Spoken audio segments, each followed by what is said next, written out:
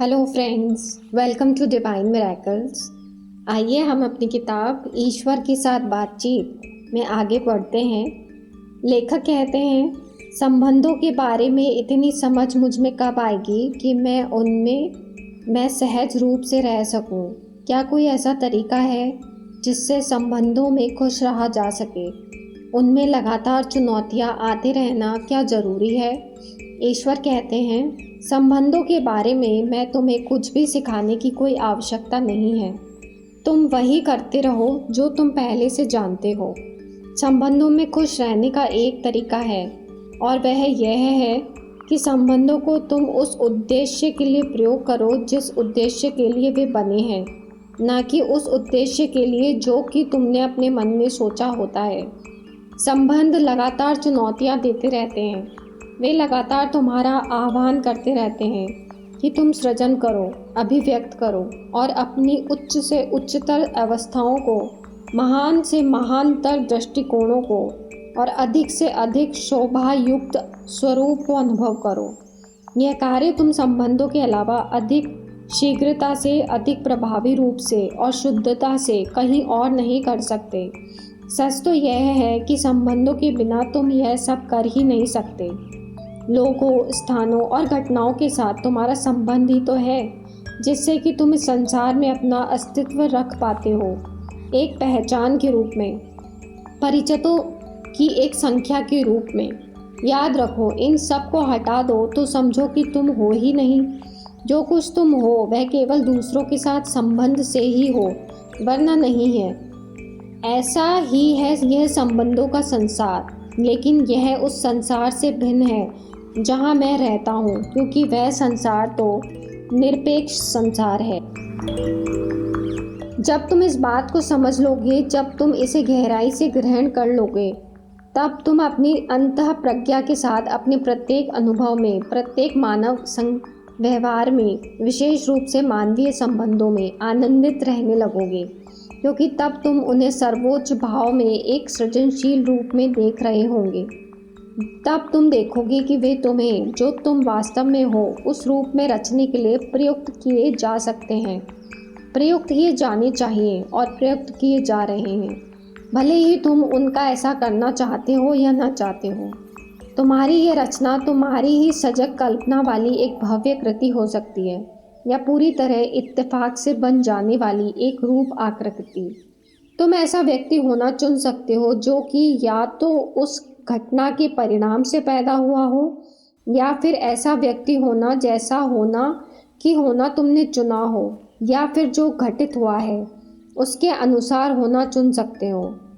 इस बाद वाली अवस्था में ही ऐसा होता है कि स्वयं का सृजन करना सजग रूप से संभव हो जाता है। इस बात वाले अनुभव में ही स्वयं का बोध होता है। इसलिए हर संबंध को धन्य मानो और हर संबंध को एक विशेष तथा सृजनशील संबंध की तरह संभाल कर रखो, और फिर जैसा होना चाहते हो वैसा चुनो। मैं जानता हूँ कि अब तुम्हारी जिज्ञासा रोमांटिक किस्म के संबंध के बारे में हो रही होगी, इसलिए मानव के प्रेम संबंध के बारे में मैं खुद ही विस्तार से बता देता हूँ, क्योंकि ये मामले तुम लोगों के लिए हमेशा ही बहुत दुखी करने वाले रहे हैं। मनुष्य के प्रेम संबंध जब बिगड़ते हैं तो वो इसलिए बिगड़ते हैं क्योंकि उनमें प्रवेश ही गलत कारणों से किया गया होता है। हालांकि सच यह है कि संबंध कभी भी बिगड़ते नहीं हैं, बल्कि मनुष्य की भाषा के सही अर्थ में उनसे वे नतीजे नहीं निकल रहे होते जो कि तुम चाहते हो। गलत शब्द एक तुलनात्मक शब्द है जिसका अर्थ है किसी ऐसे चीज़ से तुलना करना जो सही है, चाहे वह कुछ भी हो। इसीलिए गलत के बजाय तुम्हारी भाषा में यह कहना अधिक उपयुक्त रहेगा कि संबंध अधिकतर तब बिगड़ जाते हैं या बदल जाते हैं जब उनमें प्रवेश की ही उन कारणों से किया जाता है जो उनके चलने व जीवित रहने के लिए पूरी तरह से हितकर व सहायक ही नहीं होते। अधिकतर लोग संबंधों में प्रवेश यह देखते हुए करते हैं कि उनसे उन्हें क्या क्या हासिल होगा, ना कि इस नज़रिए से कि वे उनमें अपनी तरफ से क्या क्या योगदान करेंगे। संबंध का प्रयोजन होता है यह तय करना कि तुम्हारा कौन सा रूप खुलकर प्रकट हो, ना कि यह कि दूसरे के कौन से रूप को तुम अपनी गिरफ्त में ले सकते हो, अपने अधिकार में कर सकते हो। संबंध का केवल एक ही प्रयोजन होता है और वह भी जीवन भर के लिए, कि यह तय करना और होना कि वास्तव में तुम कौन हो। किसी व्यक्ति विशेष से यह कहना बड़ा रोमांटिक लगता है कि जब तक वह तुम्हारे जीवन में नहीं आया था तब तक तुम्हारे जैसे तुम्हारा जीवन कुछ था ही नहीं, लेकिन ये सच नहीं है। इससे भी बुरा यह होता है कि इस बात से उस दूसरे व्यक्ति पर एक अकल्पनीय दबाव पड़ जाता है कि वह तुम्हारे लिए वह सब बने जो कि वह नहीं है। यह सोचते हुए कि तुम्हें निराश न होना पड़े, वह जी जान से वैसा होने और वैसा करने की तब तक भरसक कोशिश करता है जब तक कि वह थक के चूर नहीं हो जाता। उसके बारे में जो तस्वीर तुमने बना रखी है उसे वह पूरी नहीं कर पाता है। जो भूमिकाएं निभाने के लिए तुमने उसे सौंप दी होती है उन्हें वह पूरी तरह से निभा नहीं पाता है और इसलिए द्वेष पनपने लगता है और रोष उसके पीछे पीछे चला आता है। अंततः खुद को और संबंध को भी बचाने के लिए वह व्यक्ति अपने ही वास्तविक स्वरूप पर वापस आने लगता है और वास्तव में वह जो है के अनुसार अधिकतर कार्य करना लगता है। और तब तुम कहने लगते हो कि वह बहुत बदल गया है। यह कहना भी बड़ा रोमांटिक होता है कि जब से वह व्यक्ति विशेष तुम्हारे जीवन में आया है तब से तुम यह महसूस कर रहे हो कि तुम परिपूर्ण हो गए हो। लेकिन संबंध का प्रयोजन किसी ऐसे व्यक्ति को अपने जीवन में शामिल करना नहीं होता है जिससे कि तुम परिपूर्ण हो सको, बल्कि संबंध का प्रयोजन तो यह होता है कि किसी ऐसे व्यक्ति को अपने जीवन में शामिल करो जिसके साथ तुम अपनी परिपूर्णता को साझा कर सको। मानव संबंधों का यह विरोधाभास ही है। जो तुम हो उसे पूरी तरह से अनुभव करने के लिए तुम्हें किसी ऐसे अन्य व्यक्ति विशेष की आवश्यकता तो नहीं है, लेकिन किसी अन्य के साथ तुम कुछ हो भी नहीं। यह विरोधाभास मानव अनुभव का रहस्य भी है और आश्चर्य भी, खिन्नता भी है और आनंद भी। इस विरोधाभास में इस तरह जीने की जीवन सार्थक लगे, इसके लिए गहरी समझ और भरपूर इच्छा शक्ति की आवश्यकता होगी। मैंने देखा है कि बहुत कम लोग ऐसा कर पाते हैं। तुम में से अधिकतर लोग जब संबंध बनाने वाली उम्र में प्रवेश करते हैं तब वे आशाओं और प्रत्याशाओं से परिपूर्ण, यौन ऊर्जा से ओत-प्रोत, बड़े खुल दिल वाले और उत्सुकता व उमंग से भरे होते हैं। 40 और 60 की बीच की उम्र या इससे थोड़ा पहले अथवा थोड़ा बाद में कहीं ना कहीं तुम अपने ऊंचे सपनों को छोड़ चुके होते हो, अपनी सबसे बड़ी उम्मीदों को एक तरफ कर चुके होते हो और न्यूनतम अपेक्षा या अपेक्षाहितता के साथ समझौता कर चुके होते हो।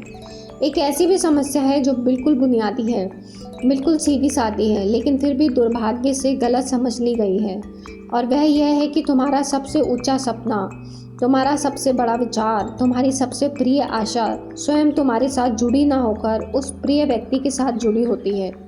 संबंध मापने का तुम्हारा पैमाना यह रहता है कि वह दूसरा व्यक्ति तुम्हारी धारणाओं पर कितना पूरा उतरता है, और यह भी तुम उसकी धारणाओं पर कितने पूरे उतरते हो। लेकिन एकमात्र सही पैमाना तो यह है कि तुम खुद अपने पैमानों पर कितना पूरा उतरते हो। संबंध पवित्र होते हैं और क्योंकि वे जीवन के सर्वोच्च अवसर, एकमात्र अवसर प्रदान करते हैं वाकई, और वह है स्वयं के प्रति धारणा की गई अपनी सर्वोच्च धारणा वाली अनुभव को रचना और उसे पैदा करना। लेकिन संबंध तब बिगड़ जाते हैं जब तुम दूसरे व्यक्ति के प्रति अपनी सर्वोच्च धारणा वाले अनुभव को रचने और पैदा करने को ही अपने जीवन का सर्वोच्च अवसर मान लेते हो।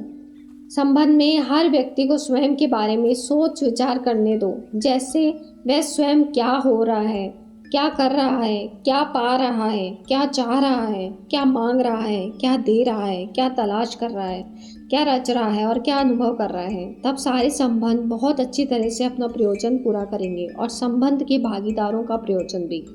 संबंध में हर व्यक्ति को दूसरे के बारे में नहीं बल्कि केवल स्वयं के बारे में सोच विचार करना चाहिए।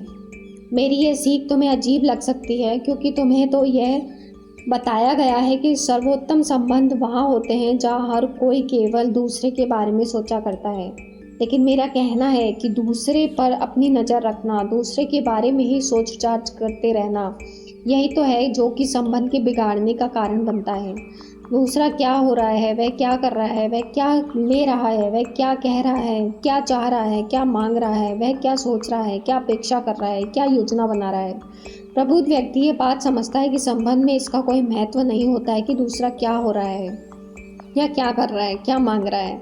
इस बात का कोई महत्व नहीं है कि दूसरा क्या सोच रहा है, क्या अपेक्षा कर रहा है, क्या योजना बना रहा है। महत्व केवल इस बात का होता है कि उसके साथ संबंध में तुम क्या हो रहे हो, तुम क्या कर रहे हो। इसलिए सच्चा प्रेम करने वाला व्यक्ति वह होता है जो स्व केंद्रित रहता है। तो फ्रेंड्स, आज इतना ही। धन्यवाद, धन्यवाद, धन्यवाद।